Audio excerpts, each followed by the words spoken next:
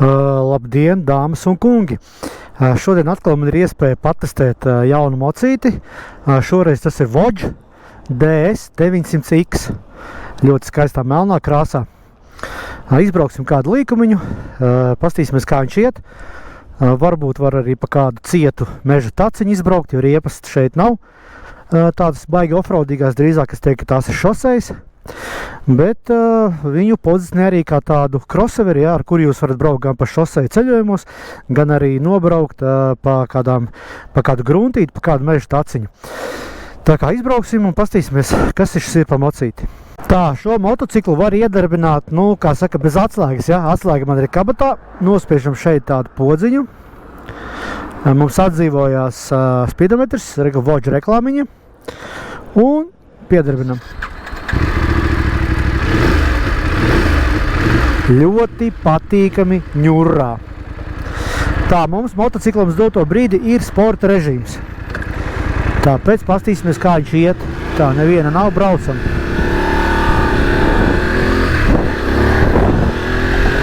O! 900 kubikcentimetru motors, sporta režīmā, ļoti forši. Diezgan agresīvs, es pat teiktu. Jomajo! Viņam ir 95 sirdspēku jauda, apmēram 95 Nm griezes moments. Motors ļoti labi strādā. Nebūsiet vīlies, tiešām. Sporta režīmā dodat virsū, ritīgi labi rauj uz priekšu. Tas ir tāds pirmais iespējas par motoru. Protams, uzreizām, ko es jūtu apsēžoties uz šī motocikla.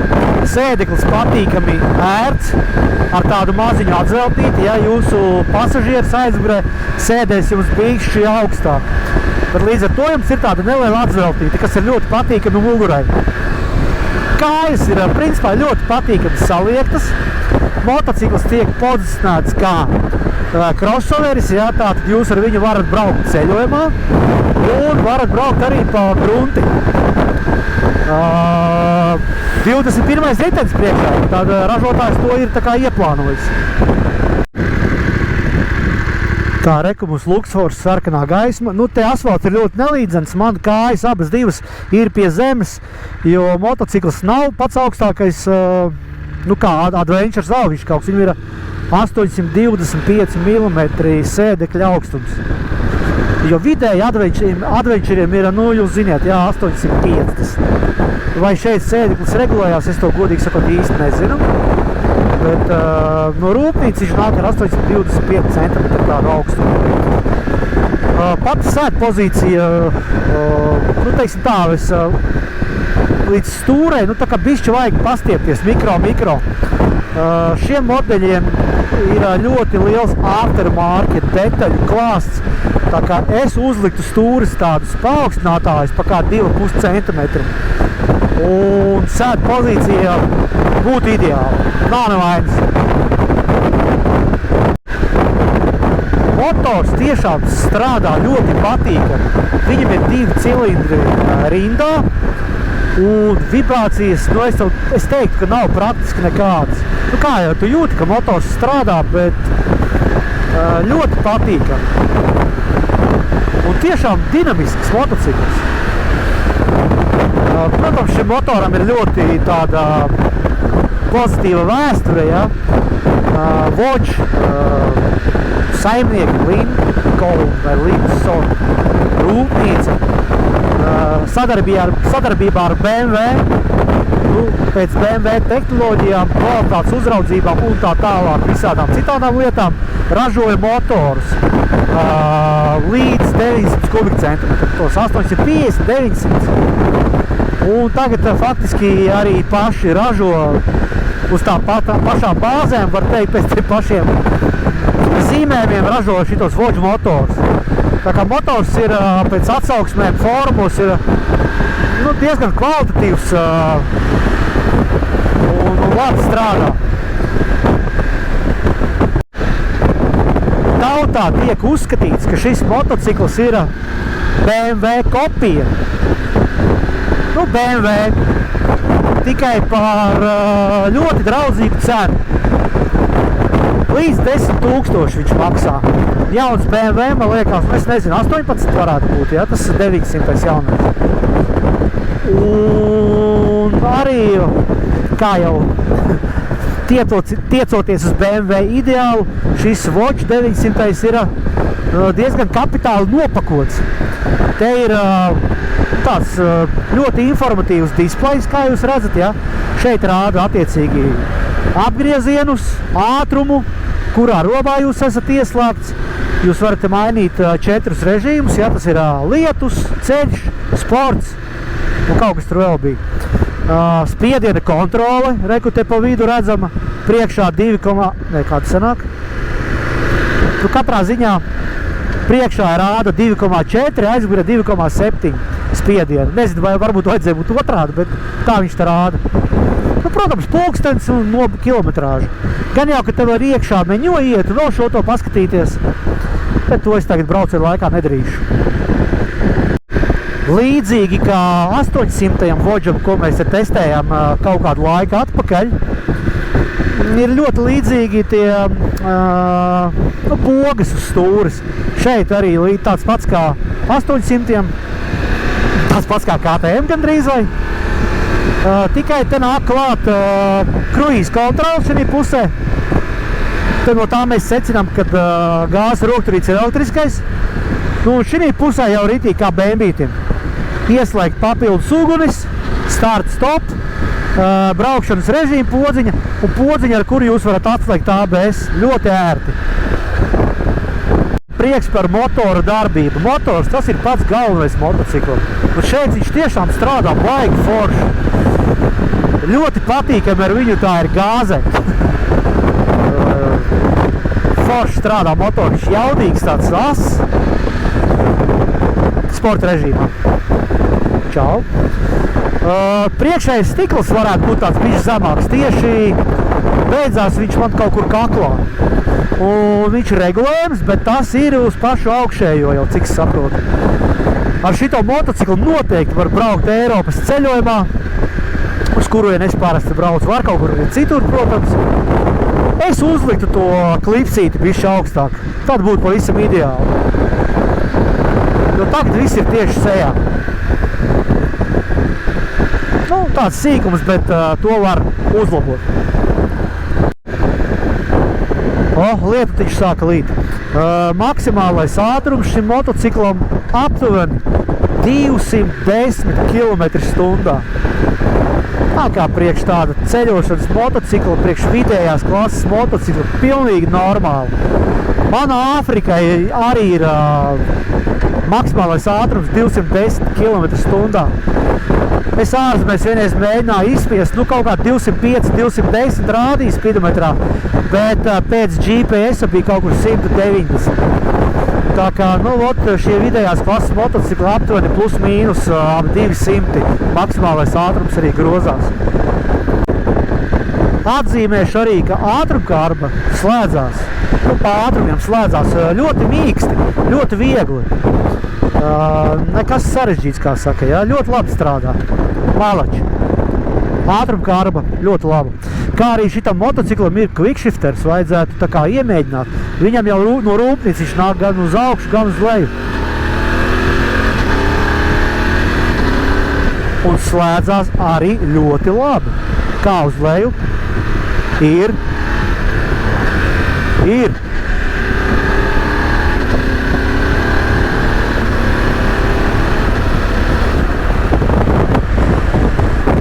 Lai jūs teiktu, ko gribat, bet quickshifters strādā lieliski. Vai no brīnišķīga vasarīga diena, kā es uz motociklu, kā līst lietas. Super! Starp citu, šitam motociklam ir lietus režīms. Viņš acīm redzot grib, lai es pārslēdzos uz lietu. Tā. Rain. Pārslēdzos uz lietus režīmu. Un motocikls jūtami palika tāds vājāks.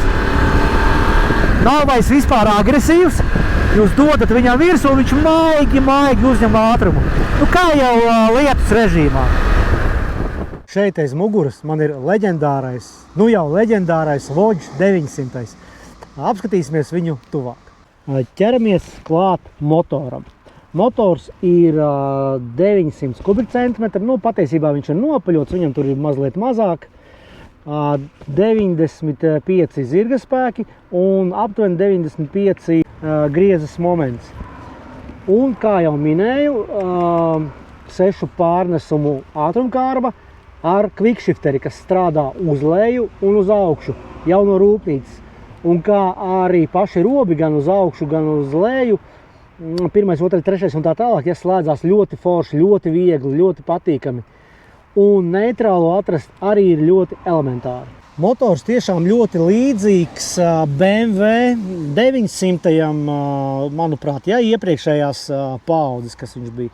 Faktiski, ja no šī vāciņa noņemtu Vodge un uzliktu BMW, tad būtu diezgan līdzīgi. Bet, nu, jā, ražo vienā rūpnīcā uz vienām tām pašām iekārtām, bet, nu, protams, ir mazliet savādāki regulējumi, iepildu, izpildu un tā tālāk. Bāka šim vidējās klases motociklam ir, nu, nav pat lielākās 17 litri, un degvielas patēriņš ir apmēram 4,5–5,5 litri uz 100 km, nu, attiecīgi, cik jūs dinamiski braucat, ja? Kā minējām, šis motocikls varētu attīstīt ātrumu 210 km/h, nu, uz 210 braucot, es domāju, jums jārēķinās būs ar kādiem 8 litriem uz 100 km. Motocikls ir pieejams dažādās krāsās, un šī skaitās tā bruņinieku melnā, ar tādiem nelieliem, nezinu, pat rakstīts melnais bruņinieks, jā, kaut kādām karbonu uzlīmītēm. Forši, ka viņš no rūpnīcas nāk jau ar tādām tiešām patīkamām dugām. Un redziet, kā arī visi tie Vodge modeļi, gan iepriekšējo, ko mēs testējām, viņš no rūpnīcas jau nāk ar migliniekiem, kas ir baigi forši. Šeit arī ir padomāts par tādu radiatoru aizsargu, diezgan tāds ciets plasmas. Un kā arī ļoti interesanti, viņš no rūpnīcas jau nāk aprīkots ar demperi. Jā, stūris to pastiprinātāju, lai jūs nenoķertu woblingu. Demperis principā nav regulējams, cik es sapratu, bet ir labi, ka viņš ir. Jūs ar viņu varat ceļot ne tikai pa Eiropas labiem ceļiem, bet arī braukt offroadā, jo jūs redzat 21. ritenis, zelta disks, kas ir ļoti skaisti, spieķīši kā visiem bēmbijiem uz āru, ja?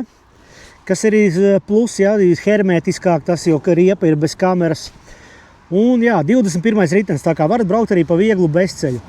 310 disks, un paskatieties, Brembo bremzes, no rūpnīcas jau lūdzu, līmenis.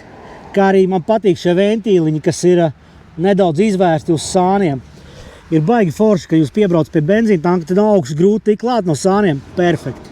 Jāatzīst, ka arī no priekšas viņš izskatās ļoti labi. Ir arī tas video reģistrators, ja, kur jūs varat ierakstīt dažādas lietas. Ja gadījumā kaut kas notiek uz ceļa, varēsiet pierādīt, ka neesat vainīgs. Priekšējā LED lampa ļoti tāda arī simpātiska, kā bembītim ir tāds snuķīts. Pagriezieni, nu, nav tā kā 800 tādās baigās kubijās, bet ir ok. Stikls, kā es teicu, ir uz augstākās pozīcijas, bet viņam, es teiktu, bišku pietrūkst. Vajadzētu uzlikt to deflektoriņu, un tad ceļojumā būtu daudz ērtāk. Amortizācija Kajaba, arī tādā smukā krāsā, un jūs viņu varat, protams, arī regulēt. Rebound un kā tur tā otrā opcija saucās. Motocikls nāk aprīkots no rūpnīcas jau ar roku aizsargiem. Viņi ir no plasmasas, tā kā viņi principā ir tāda vēja. Bet nu šis jau nav baigais hard enduro, ja motocikls, tā kā es domāju, ar šito var arī pietikt. Kā arī pieminējām šīs pultiņas, ja, te ir ļoti līdzīgi 890 KTM.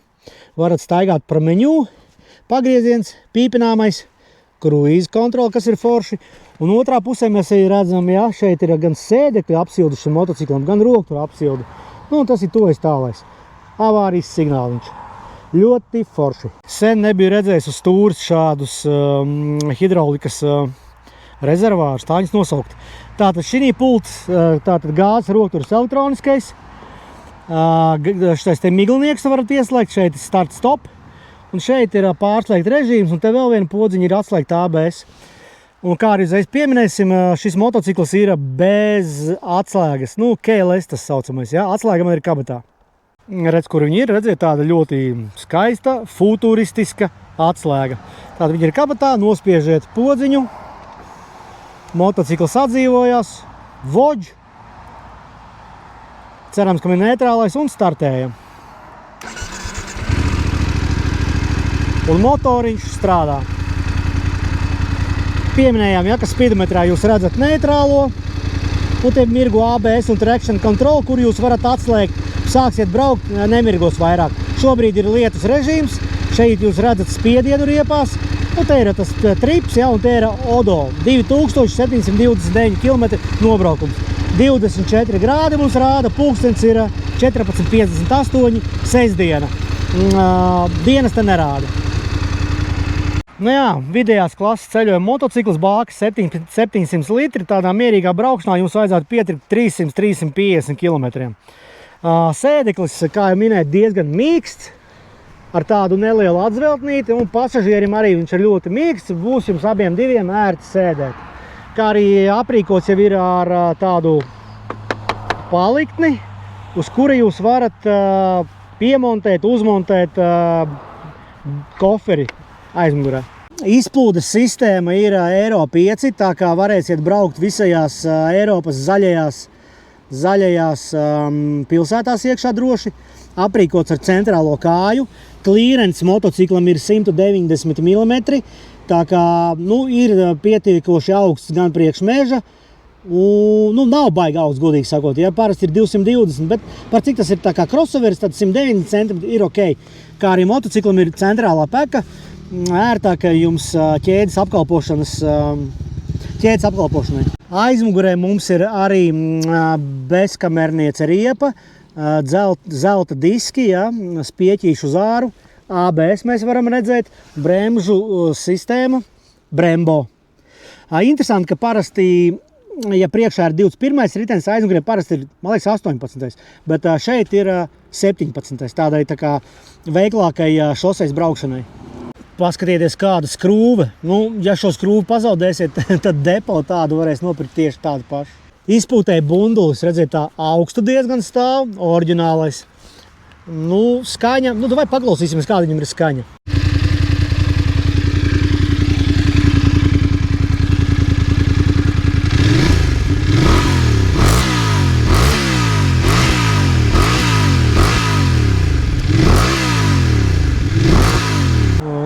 Skaņa ir tāda oriģinālam izpūtējam. Jāatzīst, ka tušgaitā motoriņš strādā diezgan klusu.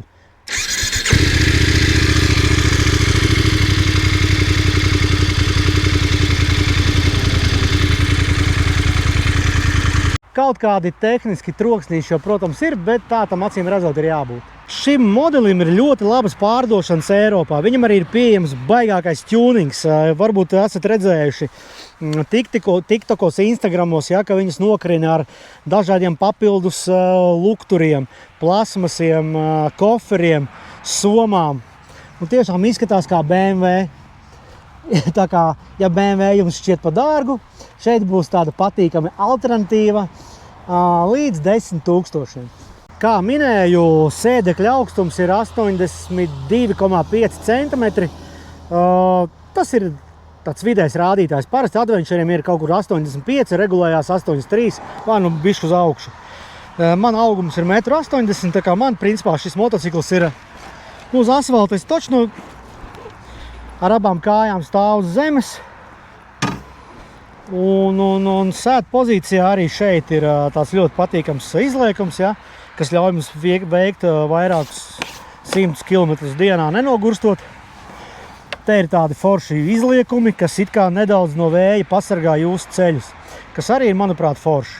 Par cik šim motociklam ir priekšā 21 colu ritens, ražotājs ir paredzējis, ka ar šo motociklu jūs, es, gribēsim kādreiz nobraukt arī uz cietāku grunti, zemes ceļu, kaut kādu vieglu smilti. Patreiz uz šī motocikla ir uzmontāts diezgan tādas plikas, tīrās šoseis riepas, tāpēc baigi nekur te gāzēt nevar, bet kaut kādu līkumiņu pa taciņu jau droši var izbraukt, apskatīties, kādas ir izjūtas.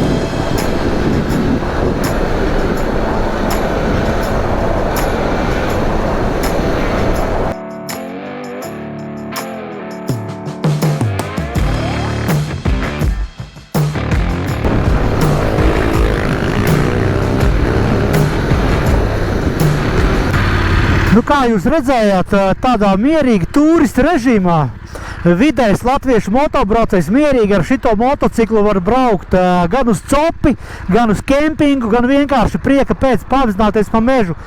Protams, jūs redzējāt, tur man viens krosinieks aizgāja garām. Nu, tik veikli droši vien ar šito motociklu nevar pabraukt. Nu, tāds vidējais latvietis ir mums, protams, čaļi, kas māk ar tādiem braukt. Bijušie motokrosa speciālisti, ja, tādiem, man liekas, jebkādu motociklu var iedot, un viņi parādīs vēlo trikus. Bet, teiksim, tādam parastam džekam kā man, pilnīgi forši uz copīti, pabraukāt pa tetiņu, uzliekot pareizāks riepiņas, un baigi forši. Man baigi patik šitais motocikls īstenībā. Es vēl varbūt morāli neesmu gatavs, kad pārsēsties uz Ķīnas ražotāju. Kaut kādi aizspriedumi ir vēl, šaubas par kvalitāti ilgtermiņā. Bet jāsaka godīgi, baigais solis ir spērts uz priekšu un tiešām foršs motocīts. Dinamisks, pastieties, bišķi atgriez un tu jau esi garām. Bremzes brembo, tur nekādi jautājumi no bremzē, tā kā vajag. Pietiekoši ērts. Reko arī ir divas līgzdas, viens parastais padomu laika piepiepētājs. Quickshifteris, čiks ir. Aiztaisīsim ciet. Un otrā pusē jau mūsdienīgs moderns ar USB un ar C-Type. Tā kā navigātoru, telefonu lādēt, visas lietas jūs te varat darīt. Protams, kā minējām, šitam motociklam ir ļoti daudz elektronikas mūsdienīgs. Nu, sāksim ar to, kad bez atslēgas, jā, iedarbināšana. ABS leņķī, ja tas ir pagrieziena ABS, saucamais corner ABS, vilces kontroli, ko jūs visu varat atslēgt un ieslēgt, kā arī viņam ir forši tāda feature, tas spoguļos ir tāds diodīts iestrādāts, kad jums no aizmugures tuvojās strauji kāda mašīna, pietiekami tuvu, ja, spoguļos viņš sāk mirgot vai tā kā degt, un tad jūs uzreiz varat būt tāds uzmanīgāks, aha, kāds man te baigi tuvojās, jāskatās. Tas arī ir baigi forši. Personīgi es izvēlos motociklu pēc šādiem kritērijiem, lai tas būtu tāds tā kā turismam derīgs, ja? Lai jūs varētu braukt ar viņu atvaļinājumā uz Alpiem, pa Eiropu, un lai arī jūs varētu ar viņu paceļot, teiksim, pa zemīti, pabraukāt pa tetiņu, uzkraut virsū telti, iebraukt dabā. Nu, tāds tā kā džipiņš būtu, ja, crossoveris. Un šis motocikls tieši piedāvā visu šīs iespējas. Gan ceļot, gan pabraukt pa tetu, gan aizbraukt kaut kur pakempingot, pamakšķerēt. Divatā ar viņu, es domāju, var braukt pilnīgi droši, nekāda diskomforta nebūs. Motocikls pietiekoši jaudīgs, izvilks jūs gan uz šosēs, gan uz apdzīšanu, gan arī Alpu serpantīnos. Braukt ar viņu ir ļoti tiešām viegli. Nu, forši nobalansēts, patīkami braukt. Velk, sēdpozīcija ērta. Nu, jāatzīst, ļoti labs motocikls. Un ļoti mūsdienīgi nopakots. Cena, jā, kā es minēju, starp 9 un 10 tūkstoši, cik es sapratu. No tālūk, Vodge 900. Paldies, ka skatījāties. Ceru, ka kāda varbūt noderēs šī informācija. Un tad jau līdz nākamajai reizei. Čau!